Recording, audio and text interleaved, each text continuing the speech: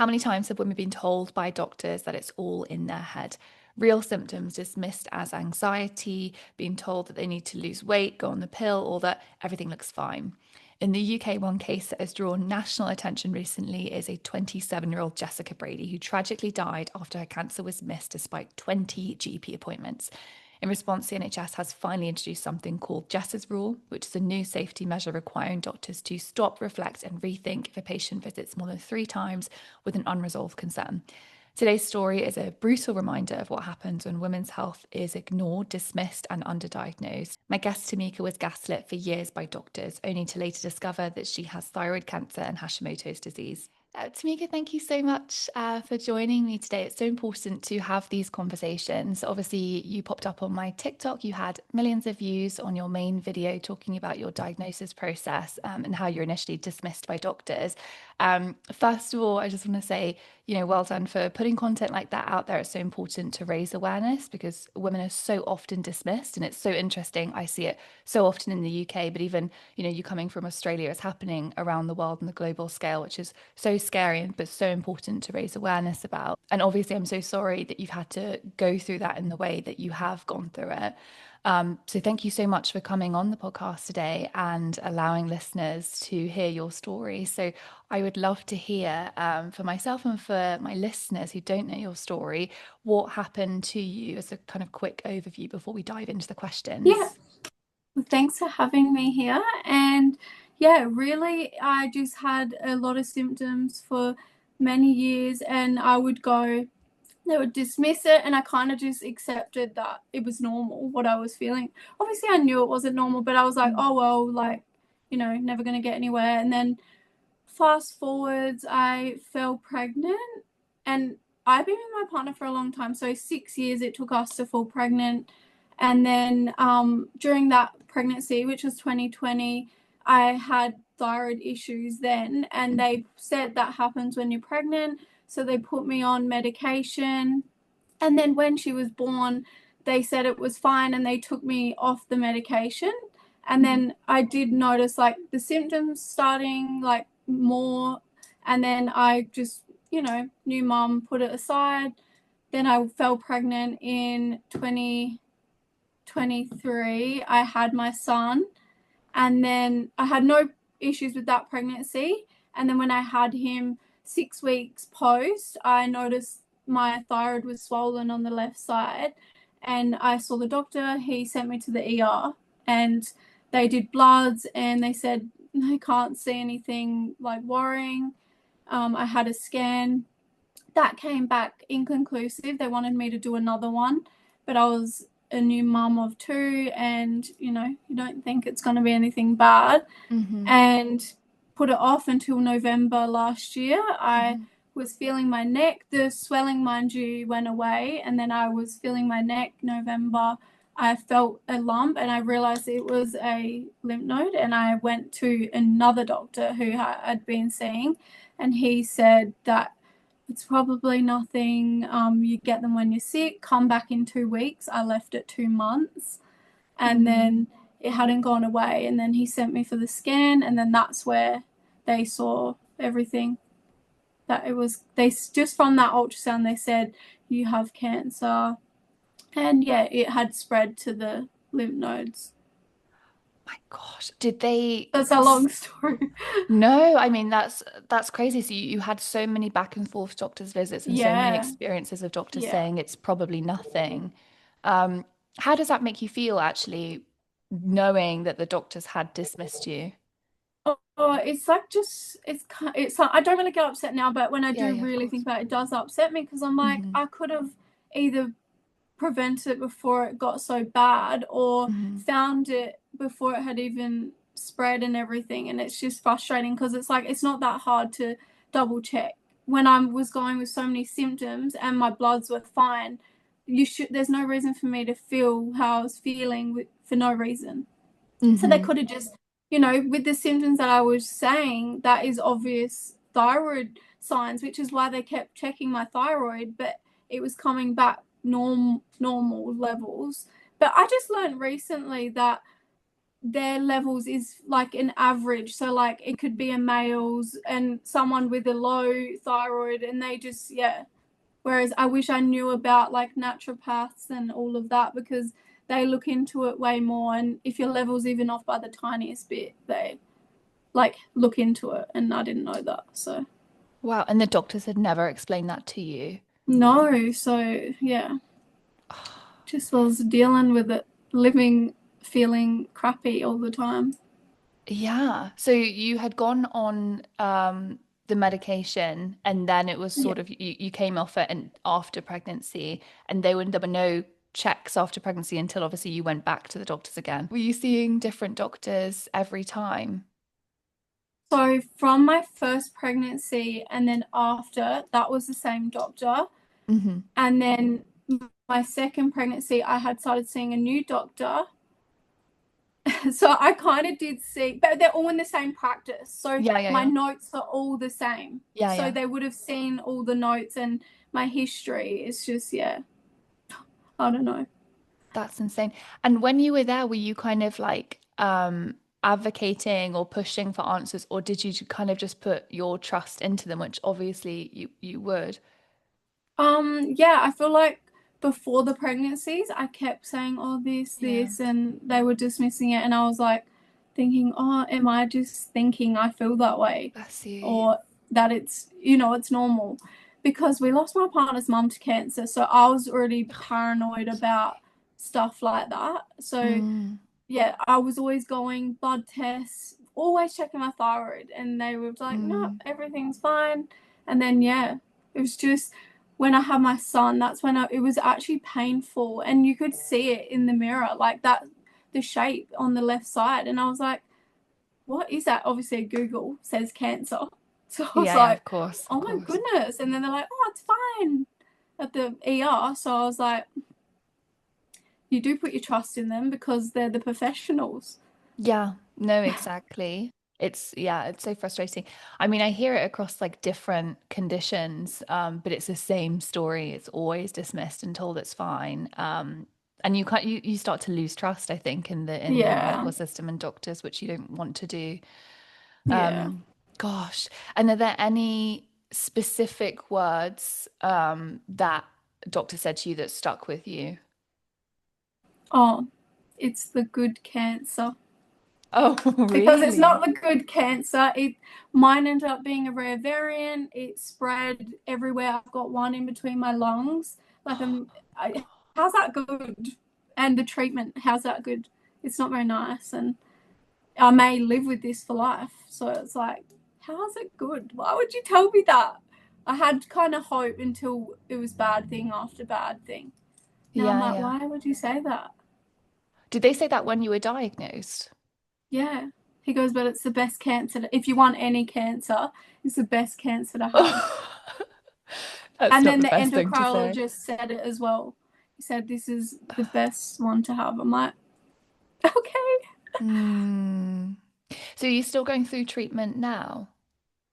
So I did radiation in June Hmm. and I it came back on my scan afterwards that there was two lymph nodes.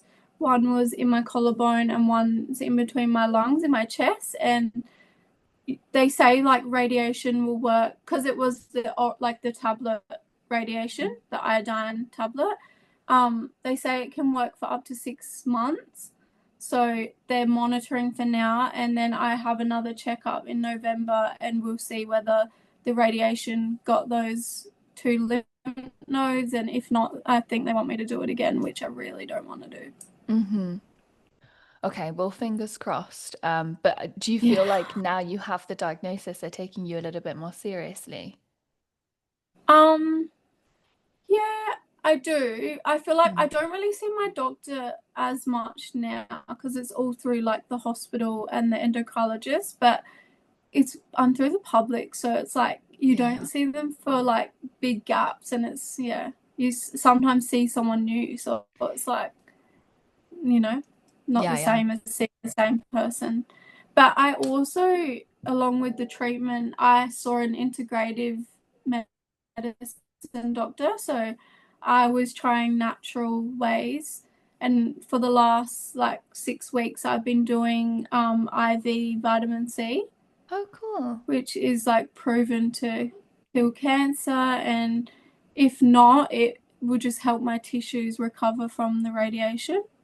And then Mm-hmm. a few other vitamins I'm on, which has been proven to kill cancer. So, yeah, hopefully this next blood test and scan, I get some good results. Mm-hmm. Definitely. And then you have Hashimoto's as well. Yeah. I actually don't know too much about that, but I've heard a little bit about that. Do you mind describing how they kind of interlink? So Hashimoto's is an autoimmune disease and it attacks the thyroid. So everyone thinks that, oh, it's a thyroid condition. It's not. Mm-hmm. It's actually an autoimmune disease that attacks the thyroid. So Mm-hmm. I believe that I probably had that and I didn't know, and it was attacking my thyroid, and then eventually the cells just formed into the cancer. Mm-hmm. But Okay. yeah, all the symptoms are, signs of Hashimoto's, and that's why I'm like, how didn't they know this whole time? Mm-hmm. And So then like a obvious now when you literally Google it.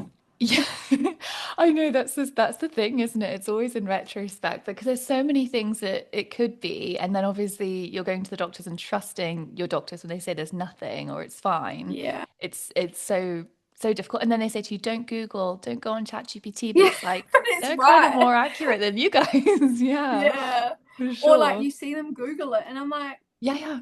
they tell you don't Google, but they're literally there Googling it. I've always been confused by that. Yeah, literally.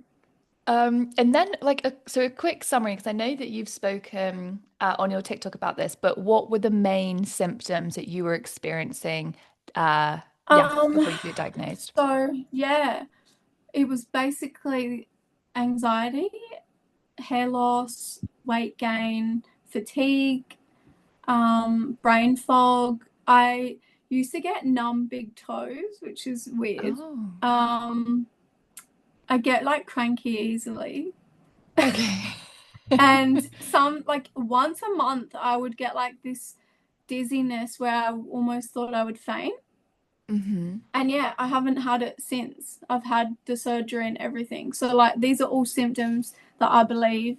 Also, like brittle hair and nails, and I believe like infertility. Hmm. So Because yeah, you were whether struggling. that's the Hashimoto's or the cancer, these are all the symptoms, the hot like from the whole thing that I felt.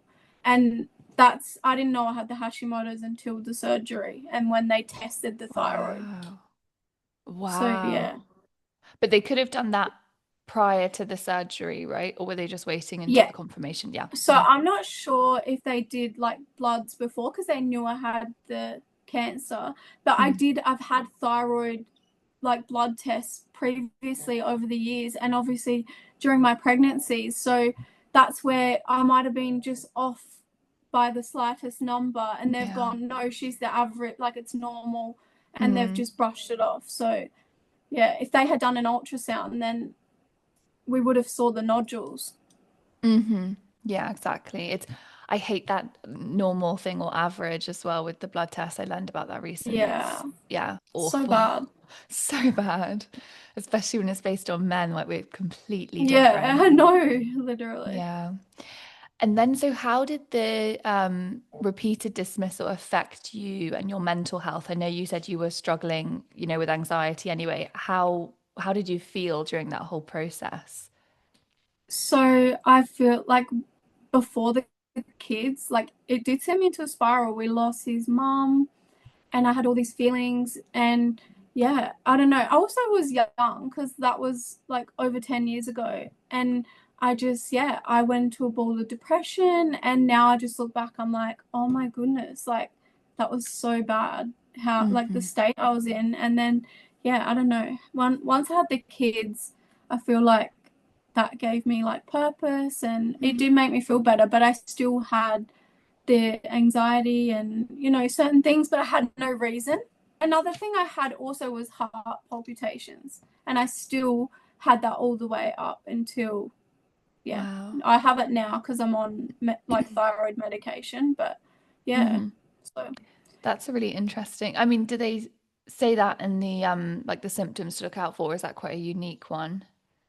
I think it's to do with the Hashimoto's. So I think it is a symptom Mm. of some sort. So yeah. And the age I was when all of that was happening, I was probably 18, 19. Bless you. You were still a So yeah, I baby. was probably nine. I think I was 19. Yeah. My God, that makes me want to And then it was just cry. worse and worse over the years. So yeah. Oh my God, imagining like going through that at 18. Well, That's because crazy. we lost both of his parents, and I had moved in, so it was just me, him, and his brother just learning how to survive, really. And then obviously, I kind of like put things aside too because of everything we're going through. We're like Yeah. learning to live. So yeah, it was a lot, but I'm good now. I'm mentally well, Mm-hmm. Bless which is you. good. And you look really well, so that's good. Your Thank you. energy's good. Um, so you spoke a little bit about your treatment that you underwent. And then so this is spanning over a decade, you said 10 years. Yeah. And then like how many years of that was you going back and forth before you got the diagnosis?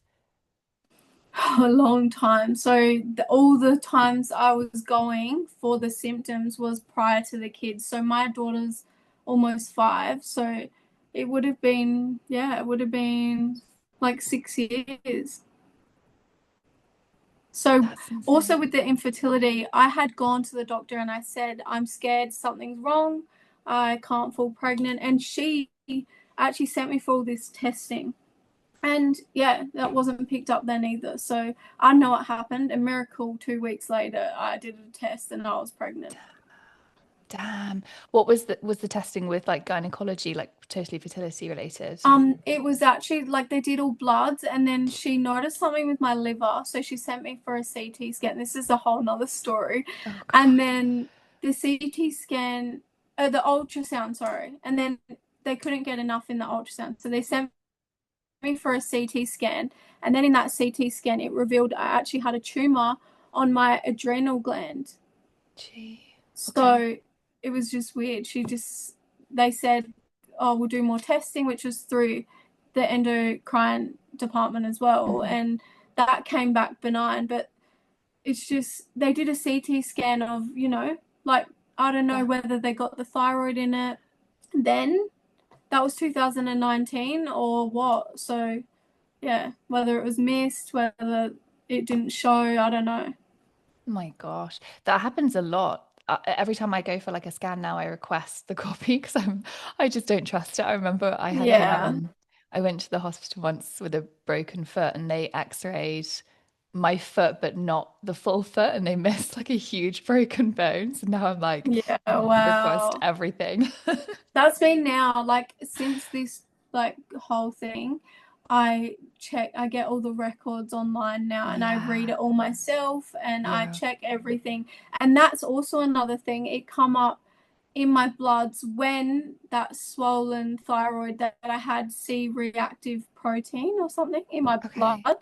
And okay. when you Google that, that can be that's inflammation. So it was showing there was some sort of inflammation, but I was never even told about that. I found it just now when I was looking at my records. So I just don't understand how it was not checked or you know Yeah, what I why would mean? they I ignore don't know. that? Yeah, yeah.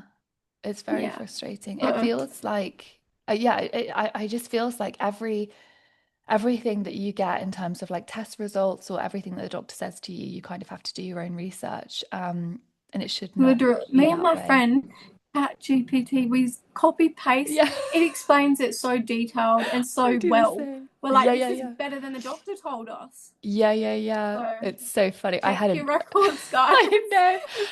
I've got endometriosis and I had an MRI maybe like 6 months ago or something. And I chat Yeah, GPT'd like the notes from after because I was like, I don't understand any of this like yeah, medical talk. And he broke it down for me like so clearly. And when I went to the gynecologist, she was like, gaslighting me, like, oh no, you don't have this and this. And I was Oh like, my nope, these are God. the notes I have. This is what AI said. And it was all Yeah. accurate. And See, she it's was so so good taken because then you aback. know and you Yeah. can advocate for yourself like that. Yeah, yeah, it's actually that's a blessing of AI, I suppose.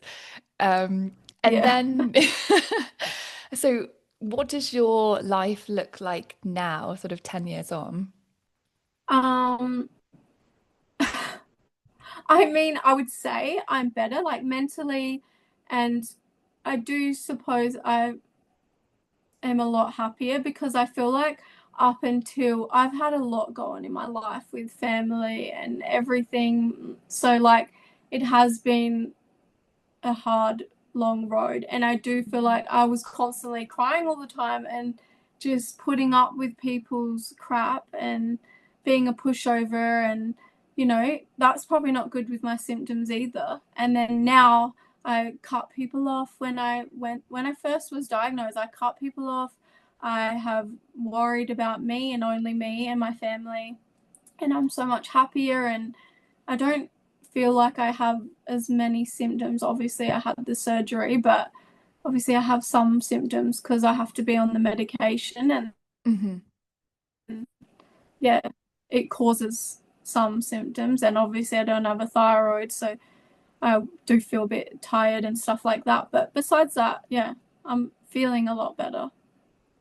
Amazing. Well, that's really good to I think my hear. mindset as well, like, you just kind of I don't know. You obviously we know we have one life, but like you just live Hmm. it like that will never happen to me. Hmm. I'm young. It does. It happens to people and it happens to people young. So, Hmm. don't cry over stupid shit. Cut people out that treat you like crap and worry about you.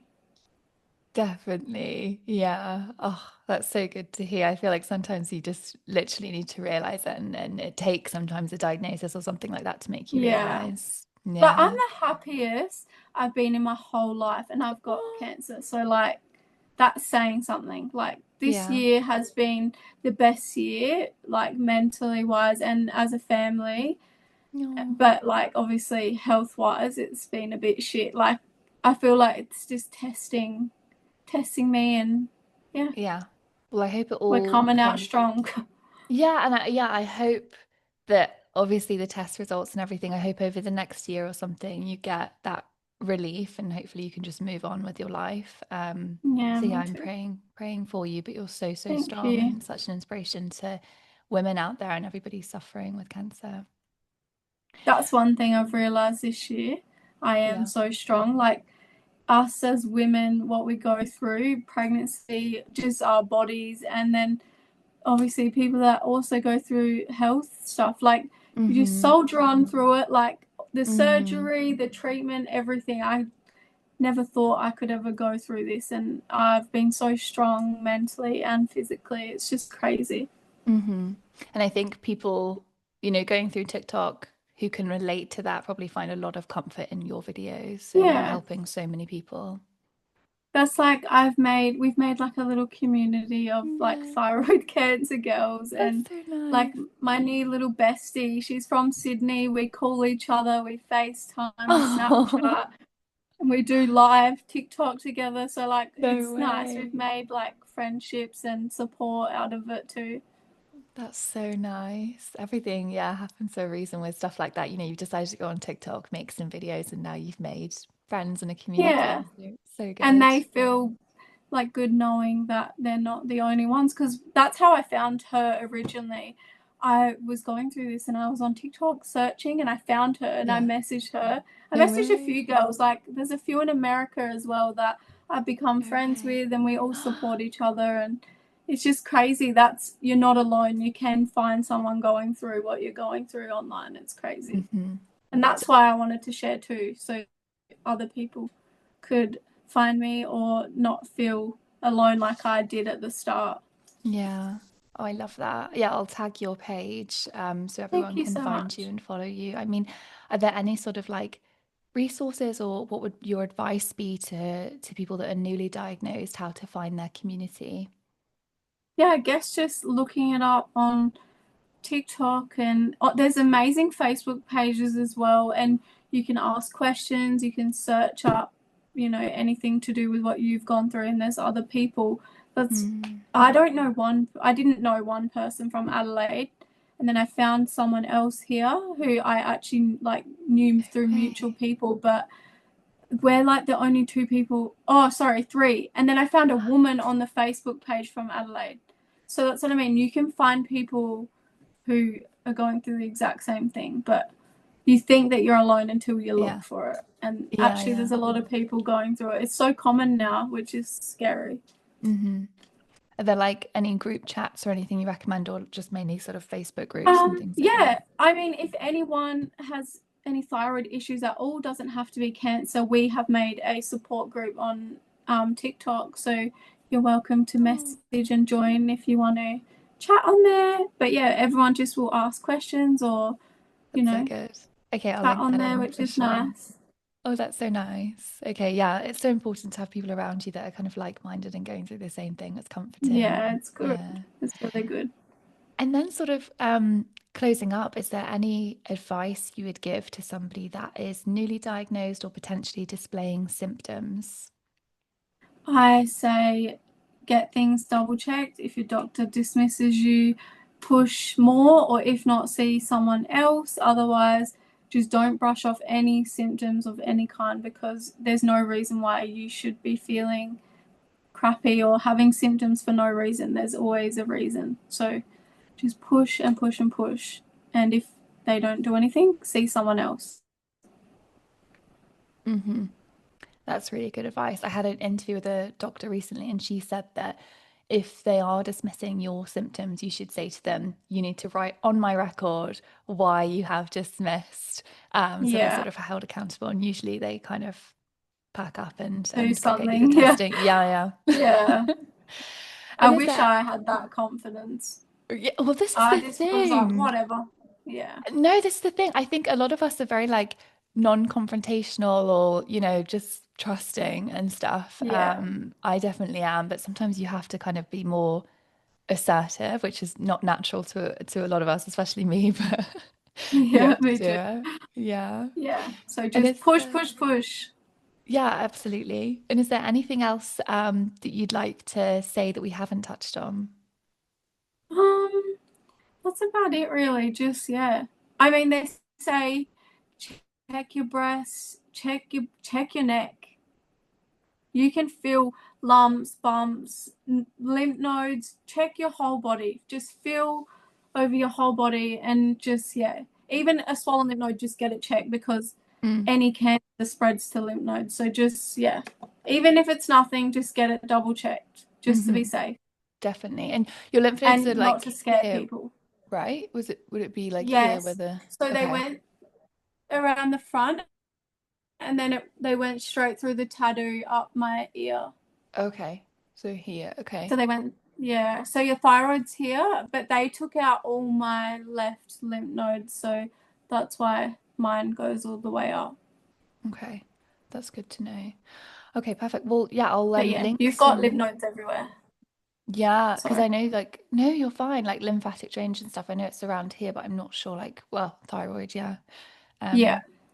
Um okay, perfect. Yeah, I'll link everything in then. But thank you so, so much for sharing your story and for speaking so openly about it. I know it might not be an easy topic to discuss, but I know that by doing this, you're going to help so many women and people around the world, especially if they're displaying symptoms or don't know how to speak to their doctor. So thank you so, so much. No, thank you for having me. And yeah, that's all I can hope is that we can spread more awareness about it and yeah, just remind people to get everything checked.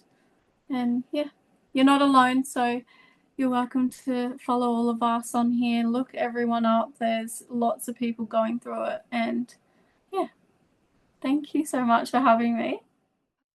That interview was so powerful. I think I almost broke down at one point. Um, I just keep hearing these stories. I hear these stories consistently. If you go to the doctors, you put your full trust in them to take your symptoms seriously and do some investigative work to find out what's going on with you. The fact that medical gaslighting, medical misogyny, dismissiveness, not taking women's health seriously is so common. It's something that so many women will experience. I've experienced, I've got, thousands of comments on my TikTok videos of other women that have experienced this. This is not acceptable. Um, in the UK, we've got Jess's rule coming out. A 27-year-old woman has finally made them realize that this is going on. This is real. This is something that women have been talking about for decades. Um, I've been advocating for. I see videos all over social media saying, hey, women aren't being taken seriously. Women are being dismissed when they go to the doctor with very real symptoms. And only now it feels like they might be listening. If we look at a lot of autoimmune conditions, a lot of chronic conditions, the majority of the sufferers are women. So when we're going to the doctors with these symptoms, why are we more likely to be misdiagnosed and dismissed when we're more likely to have these conditions? It screams medical misogyny in my eyes. When women say something's wrong, it needs to be taken seriously. And everything that we're saying needs to be properly investigated. There is so many levels of a woman's body. If we're going saying that we feel anxious or we feel depressed, first of all, there's so many questions, in my opinion, that the doctor should then be asking. Hormonally, when is this affecting you? Can you create a log? Could it be PMDD? Could it be something like Hashimoto's? Could it be an array of different things? Instead of just saying, okay, one size fits all, we'll give you antidepressants, we'll give you X, Y, and Z. These things need to be looked into. Women need to be taken seriously because this is what happens when women are not taken seriously. I created Behind the Waitlist, my podcast, to raise awareness about women's health and highlight why it needs to be taken seriously because these very real stories are happening and we're hearing them on a global, rapid scale. I myself have endometriosis and I think it's been half a decade now. I've been over half a decade. I've been going to the GP with symptoms. I had to wait a year to even see a gynecologist to then be dismissed and gaslit. Um, you know, I could talk about this for hours. It's just so wrong and needs to come to an end. My series, Hear Her Story, which is a sub series I do with my podcast, is where I speak to women who've experienced medical misogyny, who've experienced gaslighting firsthand, which is my conversation with Tameika today. And my hope with that is to educate and to empower women, but also policymakers and doctors to really take us more seriously, to really make sure that they're going the extra mile to diagnose us, to make sure that they are not dismissing us with, you know, a blanket level, simplistic thing that it may not actually be because our bodies are more complex. If you've had an experience like this, or want to speak about any experience you've had where women's healthcare has been just neglectful, I want to hear your story. Comment it below. The louder we are, the more noise we make, the more likely we are to create actual change legislatively and systemically. If you haven't already, please don't forget to subscribe, comment, even like the video. It really helps me to carry on making content like this, to carry on pushing for change, to carry on sharing women's voices and sharing educational content. Thank you so much for staying on and listening or watching me for this long. I'm so excited to see you next time on Behind the Waitlist.